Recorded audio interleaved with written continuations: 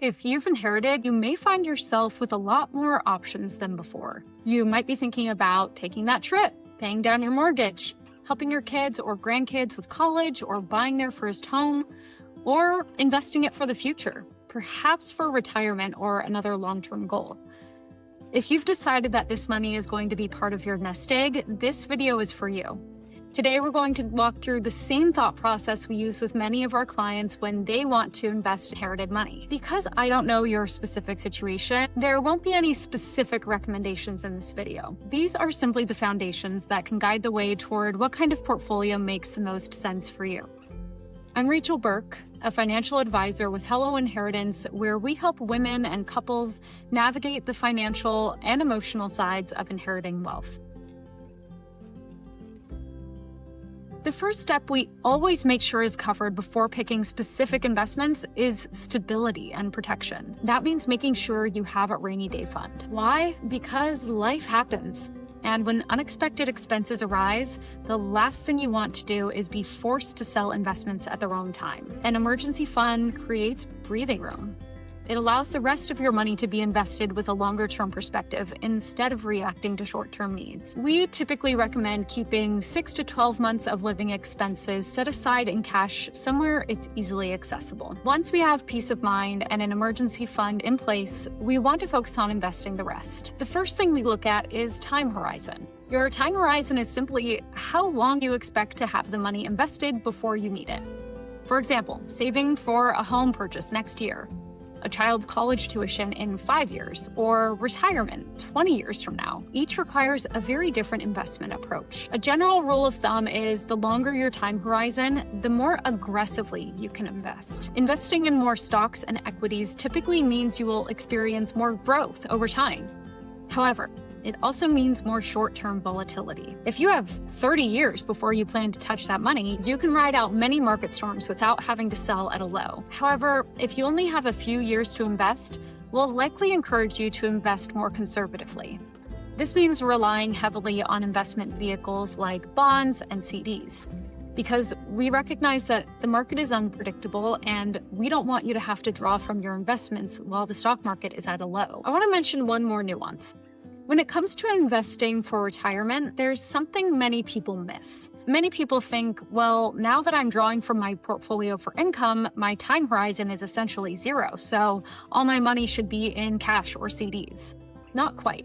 Even if you're nearing retirement or have recently retired, that doesn't necessarily mean that your portfolio should be entirely conservative. Many people's retirement will last 20, 30, maybe even 40 years or more. That means a portion of the portfolio still needs to grow to help keep up with inflation and rising costs of living. These are some of the nuances that we would make sure to incorporate with any new client. Once we understand your time horizon, next we look at risk tolerance. A helpful way to think about risk tolerance is to imagine a hypothetical scenario. Let's say the market drops 20% in a year. This doesn't happen often, but it has happened before and almost certainly will again. In real dollars, that means if you have a $2 million portfolio, a 20% drop is $400,000. How would you respond? Sit with this for a moment. Have you given it some thought? Okay, so let's take a look at some of the possibilities. Would you stay invested, understanding that markets fluctuate? Would that be a comfortable place for you to be $400,000 later? Or would you feel compelled to sell everything and move to cash? This is an important question because if a portfolio is invested too aggressively for someone's comfort level, the natural reaction during volatility is often to sell, and that locks in losses. So perhaps you don't want to be so aggressive. But the opposite risk also exists. If all your money is held in cash because it feels safer, it will struggle to keep up with inflation over time. So the goal is to find a balance that allows you to stay invested comfortably and consistently, while also providing the appropriate amount of growth. Another key factor we need to keep in mind is income needs. Some people rely on their portfolios to generate income to support their lifestyle. Others may still be working and have no need to withdraw from their investments for many years. If your portfolio is providing income, the structure of your investments may look very different than someone who is purely focused on long-term growth. Now, regardless of your specific situation, there are a few principles that apply to any well-structured portfolio. For starters, you may have heard the phrase, "don't put all your eggs in one basket."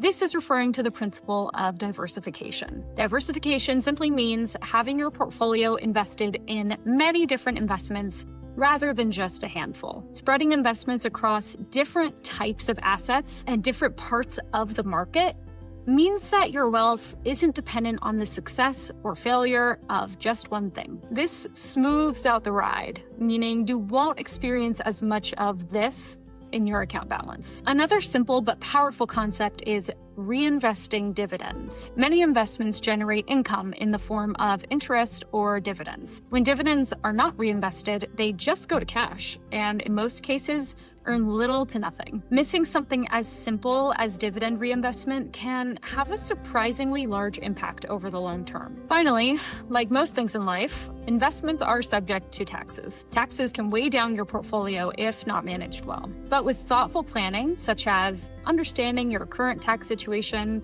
timing certain decisions, and coordinating how money is withdrawn, we can often help more of your money stay in your pocket and help you send less to the IRS. Advisors sometimes refer to this as reducing tax drag. If you're like many of the people we work with, you would rather spend your time and energy doing almost anything other than becoming an expert in tax law. So I won't go into too much detail here, but I'll have another video in the future that goes into some of the nuances if you are so inclined. The truth is, investing is not a skill set that everyone wants to learn. In fact, many of our clients tell us the same thing.